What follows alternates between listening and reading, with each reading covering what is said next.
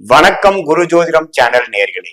நான் உங்கள் அன்பான சயின்டிபிக் வேதிக் அஸ்ட்ராலஜர் அஸ்ட்ரோ அரஞ்சி பேசுகிறேன்.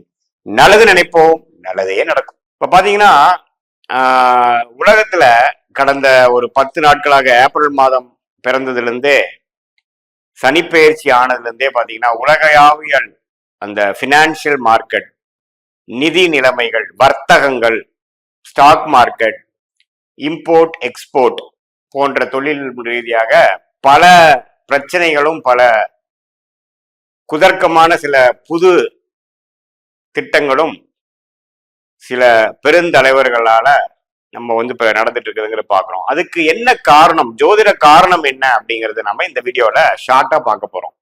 இப்ப பாத்தீங்கன்னா மீனம் என்ற சொல்லப்படுகிற ஒரு ராசி குருவோட ராசி. தனுசும் குரு மீனமும் தான் பாத்தீங்கன்னா குருவோட வீடுகள். குரு எதை குறிக்கிறார்? உலகத்துல இருக்கக்கூடிய எல்லா நிதி, வசதி, வளம், இயற்கை வளம், கரன்சி, ஸ்டாக் மார்க்கெட், வாங்கும் தகுதி, பணம், இது எல்லா விஷயங்களும், அதாவது ஒருத்தங்களுக்கு ஒரு மார்க்கெட் ஏறுது, பிரைஸ் ஏறுது, நம்மளுடைய தனி மனித ஜாதகத்திலேயே ஒருத்தருக்கு குரு நல்லா இருந்தாதான் பண வசதி நல்லா இருக்கும், வாழ்க்கையில வளம் இருக்கும். அதே மாதிரி குருவோட வீடுல பாவகிரகம் என்று சொல்லப்படுகிற சனியும் ராகும் பாத்தீங்கன்னா இப்ப 2 பேரும் ஒரு கிட்டத்தட்ட 1 டிகிரி 2 டிகிரில சேர்ந்து மீனத்துல கடும் கிரக உச்சத்துல இருக்கிறாங்க. மிகவும் பாவத்துவமான ஒரு காம்பினேஷனாக இருக்கிறது. மார்ச் 29ஆம் தேதி சனி மீனத்துக்குள்ள போய் ராகுவோட சேர்ந்துட்டார். ராகு மே 19ஆம் தேதி வரைக்கும் அதே இடத்துலதான் இருக்கிறார். சனியோட சேர்ந்து மீனத்திலே இருக்கிறார். மே 19க்கு அப்புறம் தான் பாத்தீங்கன்னா சனியோட பிரிந்து கும்பத்துக்கு வருகிறார். ராகு கேது பயிற்சினால. அடுத்த மே 19 வரைக்கும், அதாவது ஏப்ரல் மாதத்துல இருந்து மே 19 கிட்டத்தட்ட 45, 49, 50 நாட்கள் குடும்பம் ஒரு நாளும் இந்த உலகத்துல ஒரு மாதிரியாதான் விடியும். பினான்சியல் விஷயங்கள் ஒரு டைம் மேல இருக்கும், ஒரு டைம் கீழே இருக்கும். ஒரு திட்டமும் ஒரு மாதிரி நடக்கும்.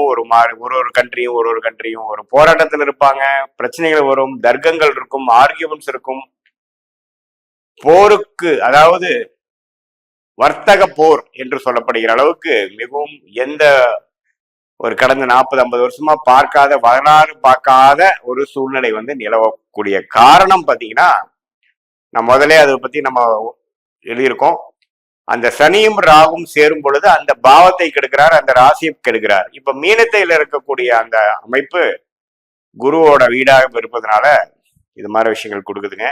மே 19க்கு அப்புறம் பாத்தீங்கன்னா ராகு மெல்ல மெல்ல சனி விட்டு பிரிஞ்சு வருகிறார். அப்புறம் மீனத்துல சனி மட்டும்தான் இருப்பார், ராகு இருக்காதப்போ பாவத்துவம் குறைகிறது. அதனால இயல்பான சூழ்நிலை வருங்கிறது நாம எதிர்பார்க்கலாம். சோ ஒரு விசித்திரமான ஒரு காலகட்டமாக ஏப்ரல் மாதம் 2025 இருந்து ஒரு மே மிடில் வரைக்கும் இருக்கக்கூடிய காரணம் ஜோதிட காரணம். உலகவியல் ஜோதிடத்துல சனியும் ராகும் சேருவது எவ்வளவு ஒரு கொடிய ஒரு பாவத்துவங்கிறது ஜோதிடம் அறிந்தவர் எல்லாத்துக்கும் தெரியும். சனி ஒரு இருட்டான ஒரு கிரகம். நீங்க ஒரு திரைப்பட பார்க்கக்கூடிய ஒரு தியேட்டர்ல நீங்க போனீங்கன்னா முதல் ஒரு 10 செகண்ட் 20 செகண்ட் உங்களுக்கு எந்தெந்த இருக்கைகள் எங்க இருக்குதுன்னே தெரியாது. ஏன்னா உங்களுடைய கண்ணில் இருக்கக்கூடிய அந்த கண் விழி அதுக்கு அட்ஜஸ்ட் ஆகுறதுக்கே, அந்த இருட்டுக்கு அட்ஜஸ்ட் ஆகுறதுக்கே சில செகண்ட்ஸ் ஆகும், சில வினாடிகள் ஆகும். அந்த அளவுக்கு இருட்டான ஒரு கிரகம் தான் சனி. அந்த இருட்டான சனி ராகுவோட சேரும் பொழுது, ராகுங்கிற கிரகம் மிகவும் இருள் தன்மை உடைய ஒரு கிரகம். அது ஒரு நிழல் கிரகம். நிழல் எப்படி இருக்குமோ அது மாதிரி ஒரு கருமை நிறம் உள்ள ஒரு இது. ஒரு கருமையான ஒரு கிரகங்கள், பாவத்துவத்தை கொடுக்கக்கூடிய கிரகங்கள், சூரியனோட ஒளியை பிரதிபலிக்க முடியாத இருள் கிரகங்கள் சேரும் பொழுது பாவத்துவம் இரட்டிப்பாகிறது. அது இருக்கும் வீட்டு இருக்கும் ராசியை கெடுப்பார். உலகவியல் ஜோதிடத்துல இது மீனத்தோட முதல் 1, 2, 3 டிகிரிக்குள்ள நடக்குதுங்க. அப்படிங்கிறப்போ இது மாதிரி மாற்றங்கள் திடீர்னு யாருமே எதிர்பார்க்காத சில விஷயங்கள் வரலாறு காணாத முறையில பயங்கரமா ஒரு நாளைக்கு 10% ஸ்டாக் மார்க்கெட் ஏறுது, அடுத்த நாள் இறங்குது. இது மாதிரி ஒரு கடுமையான இது இது இதை வைத்து அடுத்த ஒரு 6 மாசம் 1 வருஷம் வர்த்தகம் எப்படி இருக்கும்,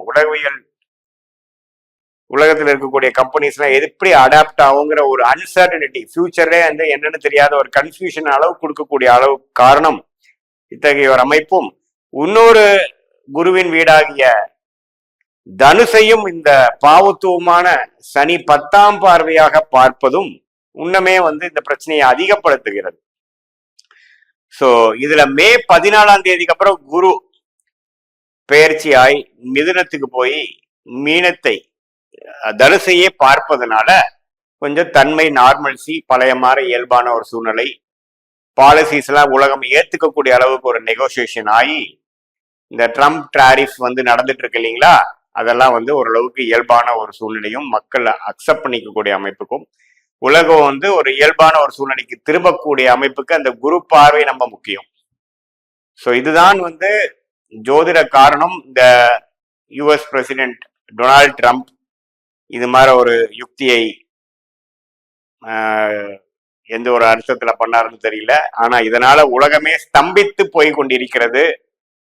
வாழ்வாதாரம் எப்படி இருக்க போகுதுன்னு தெரியாத பல கார்பரேட் கம்பெனிஸ் வந்து ஆலோசகர்களை மீட் பண்ணி என்ன பண்றது ஏது பண்றதுங்கிறது பார்த்துட்டு இருக்காங்க. இதுல சைனா யுஎஸ்க்கு மிகப்பெரிய ஒரு வர்த்தக போர் ஆரம்பிச்சிருங்கிற மாதிரி ஒரு சூழ்நிலை நிலவுகிறது. இதுக்கு எல்லாமே காரணம் நான் சொன்ன இந்த உலகவியல் ஜோதிடத்தில் இருக்கக்கூடிய கிரகங்களின் சேர்க்கை தான் காரணங்கிறது நம்ம தெரிஞ்சுக்கணும். மீண்டும் மற்றொரு காணொலியில் சந்திப்போம். நன்றி, வணக்கம்.